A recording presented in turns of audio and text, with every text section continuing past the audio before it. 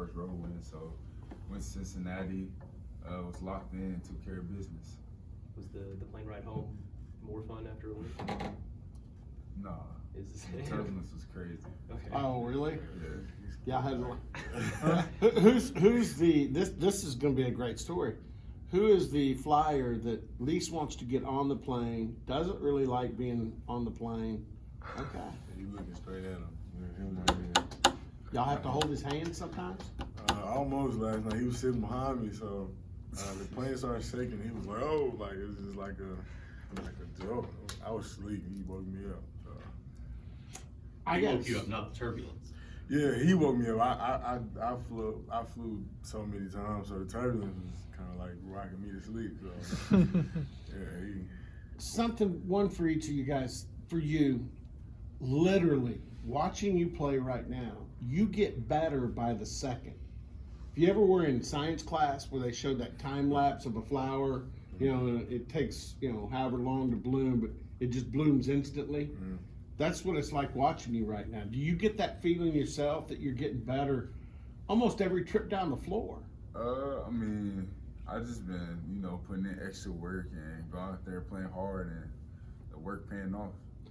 I had a guest today on my radio show that's a former OSU Cowboy player back in the Sutton days.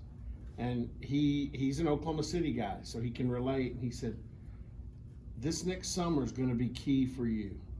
That if you put the work in next summer, we may not recognize you by how good you are next season. Do you get that feeling that this is a crucial time for you to grow as a player? Yeah. Like you said, after we finish this year off strong, me coming back, getting back in the lab, having a strong summer, then having the next season, trying to get better and improve on the things that I can't do right now. I want to ask you about two situations in last night's game. One, you were roughly at the top of the key. It was kind of the shot clock was getting a little bit low.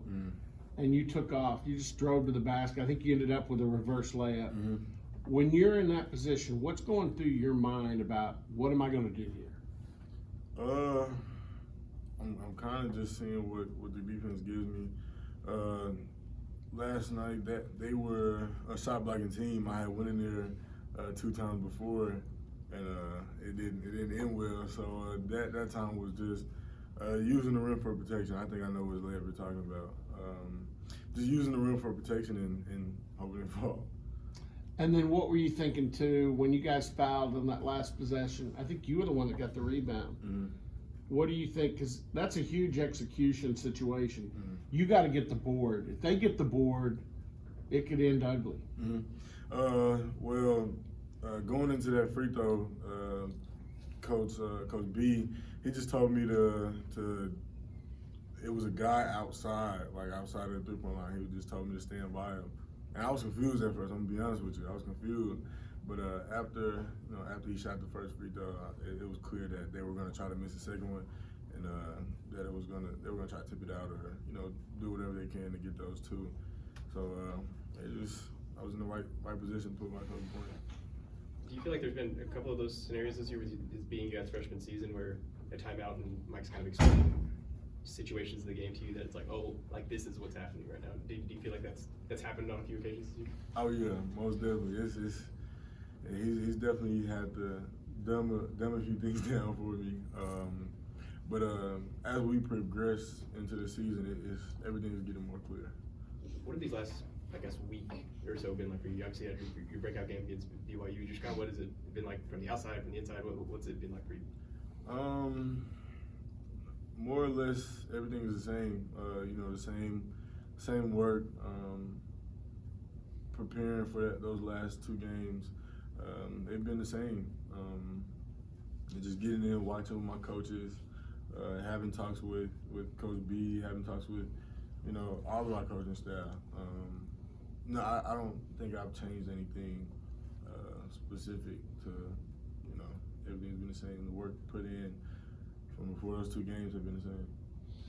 One of the things, this is for both of you, and I noticed it last night, there were times, it looked like maybe under the 4-minute mark in the first half, a little more about like midway through the second, you could see they would surge a little bit, and you guys were tired. You only played mainly 6 guys.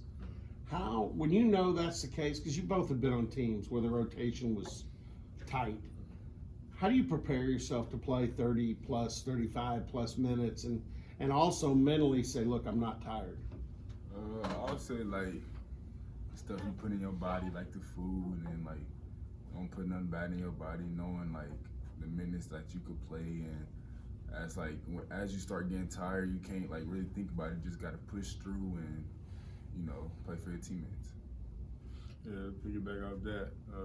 I think the preparation that we take leading up to the games, I think they do a good job here of kind of managing our bodies throughout practice, even getting effective practices in and managing that the guys that's going to play 35, 36 minutes, and I think they do a good job here of keeping it, managing it. So. Brandon, you talk about diet that way. Is that something you learned since being here, or was that something you've been doing for a while? No, I used to eat like crazy in high school, but I learned like coming here, like after a couple workouts, I was like, nah, I can't eat like this all the time. So after that, I just tried to change my diet. I've been trying to eat like healthier and not eat a lot of junk foods and stuff like that. Is that Mrs. Boynton who's on you about that? Yeah, Miss Boynton. I go there often to talk to her about it a lot. So she helps me like pick out meals. She'll sometimes meal prep for me and stuff like that. What's a good like couple of days worth of meal? Like what do you eat on an average? I'll say like I like spaghetti a lot. So Okay. like spaghetti or like chicken and rice, stuff like that. What's the fast food you hated giving up? Because that's what it. I'll say Wingstop for sure. Yeah, that's my go-to. What do you guys think was the difference in the last 2 minutes, last night versus maybe some of those earlier Big 12 games?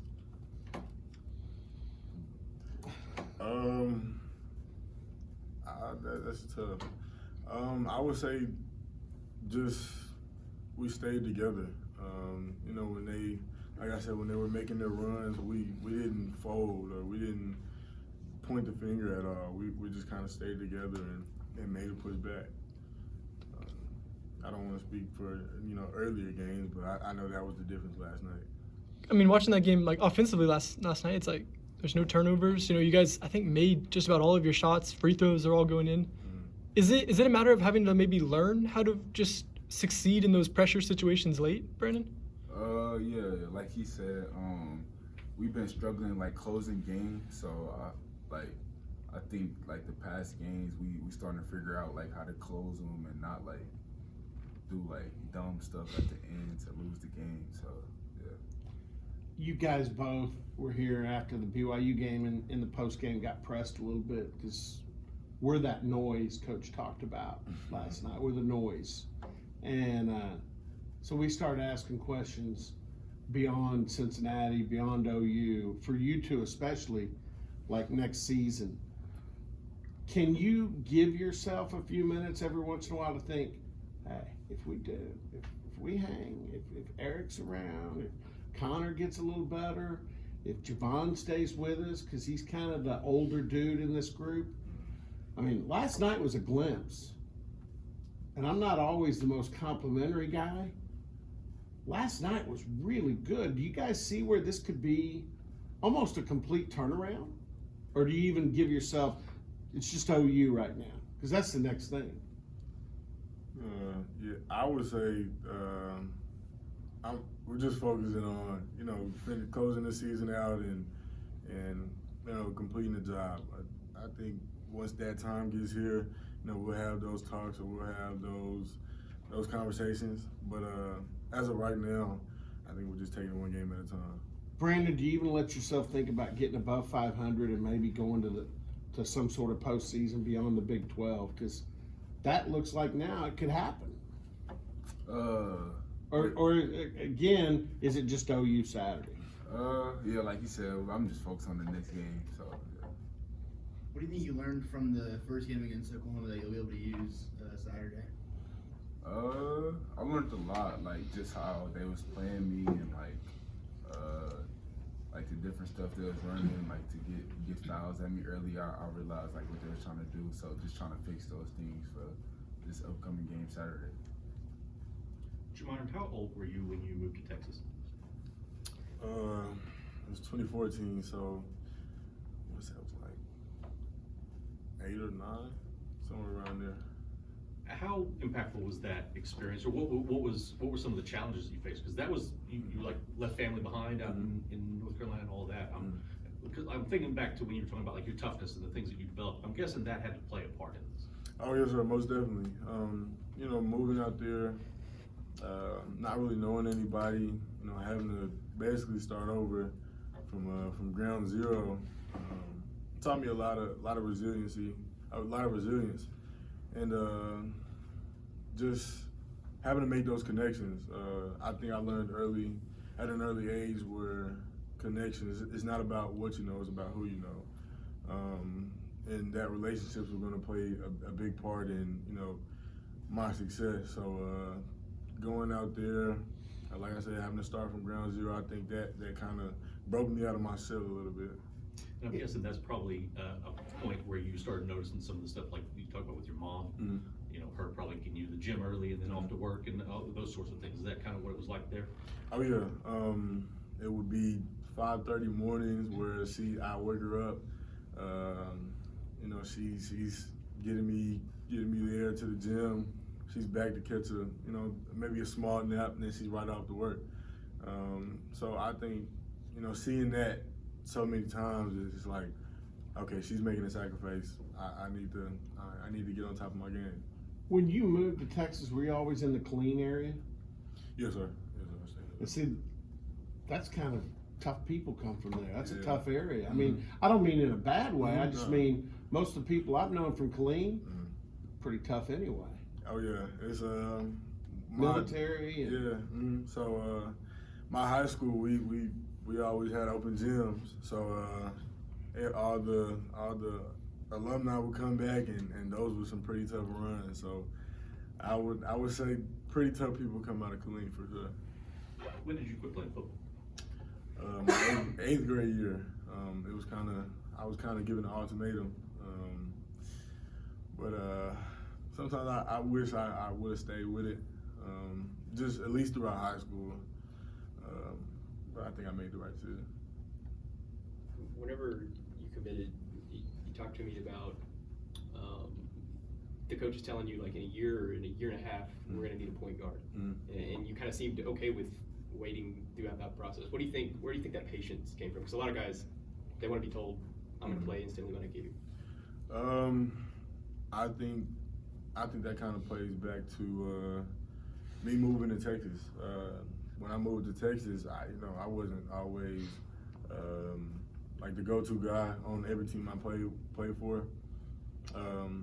So it was just having those experiences early, coming off the bench or not playing at all. Like even, I think that taught me a little bit of patience. Like, okay, your time can come. Like at any given moment, you need to be ready for your time or for your name to be called. And that was kind of one of those situations. Is that a similar situation to Saturday, you feel? I think so, yes, sir. Couple more questions. One for Brandon.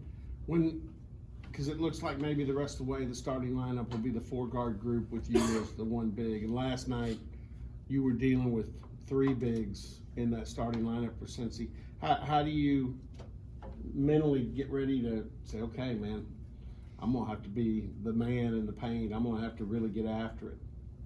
That's just starting off with scout from when we first started in film and coach telling me who I'm guarding. So just those 2 days out, I'm just thinking about my focus on who I'm guarding, how can I stop him, how can I help my team, and stuff like that. Has it been a challenge to go? You see so many different looks. To go from you know what you had with BYU and what your role was there to what it was at Cincinnati, and it's going to be different again for OU. Has that been kind of a unique challenge in all this? Yeah, I'll say it's a challenge just because, you know, it's different type of big, so and you got to guard them all kind of certain ways. So, I mean, I feel like I've been doing a good job of taking on the challenge. All right, these guys get the film. I could get Thanks, in Cal. trouble for saying. I'm glad he asked you.